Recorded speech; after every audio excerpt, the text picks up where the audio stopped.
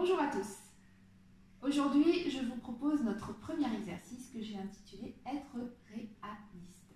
Les exercices dont je vais vous parler dans ces vidéos sont des exercices que j'ai inventés au détour d'une séance ou des exercices que j'ai repris à d'autres thérapeutes et que j'ai utilisés sur vous, que j'ai modifiés en fonction des personnes qui viennent me voir en séance.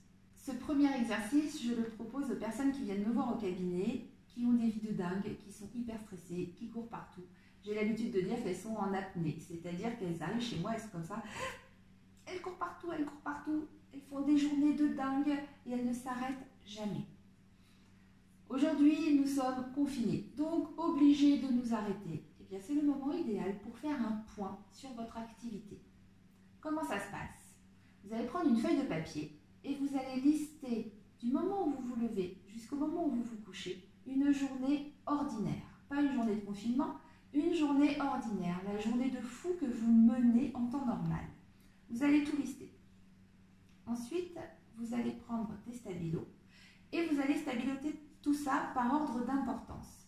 Par exemple, on va stabiloter en bleu ce qui est incontournable dans la journée, en orange ce qui est très important, en vert ce qui est important et en jaune ce qui franchement pourrait attendre 2 ou 3 jours. Et là, prenez un peu de recul, regardez votre liste et regardez un petit peu tout ce que vous faites dans votre journée. C'est impressionnant. Et regardez les couleurs. Et vous allez voir, bizarrement, qu'il y a beaucoup plus de bleu et d'orange que de vert et de jaune. Donc maintenant, vous allez faire en sorte de faire passer des choses qui sont bleues et oranges en vert et jaune. Premier exercice, on va faire ça. On va décaler ce qui est super urgent, incontournable, vers ce qui est important, voire peut-être que ça peut attendre 2 ou 3 jours.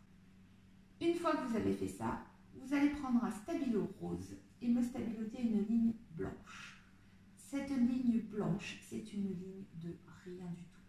C'est une ligne qui correspond à 15 minutes à ne rien faire dans votre journée, 15 minutes de glande totale. Alors ça peut être 15 minutes dans votre canapé, 15 minutes dans votre bain, 15 minutes sur une chaise longue, surtout en ce moment avec le temps qu'il fait, c'est l'idéal.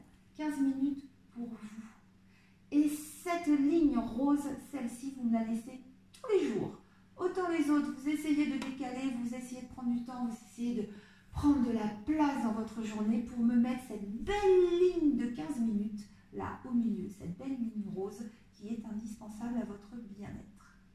L'objectif de cet exercice, c'est de prendre du recul sur ce que vous faites dans votre journée. Alors bien sûr, il y a des choses incontournables. Les enfants doivent manger, votre patron doit avoir son rapport, ça c'est sûr. Mais peut-être que laver par terre 3 fois par semaine, c'est pas indispensable. Peut-être que appeler 10 clients dans la journée, c'est trop. Peut-être qu'on peut en appeler 5 et puis on appellera les 5 autres demain. Peut-être qu'on peut apaiser, relâcher, lâcher prise. Il y a un bouquin qui est très bien pour ça, qui s'appelle « À 10 kilos du bonheur » de Daniel Bourque. C'est un bouquin que je donne souvent à lire à des personnes qui viennent me voir pour la perte de poids et avec qui déjà on a perdu une vingtaine de kilos, qui souhaitent en perdre encore 10 et puis là ça commence à être difficile. Ce bouquin c'est pour leur expliquer que finalement peut-être qu'avec 10 kilos de plus on peut être heureux quand même. Et ça on peut l'extrapoler.